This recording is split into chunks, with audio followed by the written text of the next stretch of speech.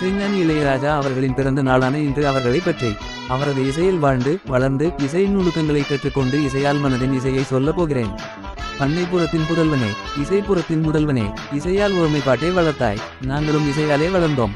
உங்கள் இசைக்கோர்வைகளில் யாரும் இசையை இவ்வளவு துல்லியமாக உருவாக்க யாராலும் முடியாது. நீங்கள் அனைத்து உள்ளங்களிலும் இசையால் பேசிய வார்த்தைகள் அதிகம். உங்களைப் போன்ற ஒரு மனிதரை பார்த்ததில்லை, இனியும் இவ்வுலகம் பார்க்க போவதுமில்லை. எல்லாரும் ஏதாவது பிறந்த நாளைக்கு ஏதாவது சாதிக்க வேண்டும் என்று நினைப்பார்கள். ஆனால் நீங்களோ அடுத்த 500 வருடங்களுக்கு உண்டான சாதனையை சாதித்து விட்டீர்கள்.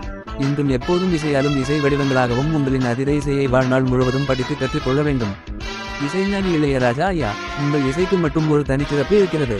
இதனை யாரும் எங்கேயும் கூறியிருக்க மாட்டார்கள். தங்களின் இசைக்கு மட்டும் தான் உயிர் இருக்கிறது. என்றுமே அத்தனை வகையான இசைக்கும் நீங்களே உயிர் தர வேண்டும் என்று மிகவும் தாழ்மையுடனும் உங்களின் ரசிகர்கள் என்ற கர்வத்திலும் கேட்டுக்கொள்கிறேன்.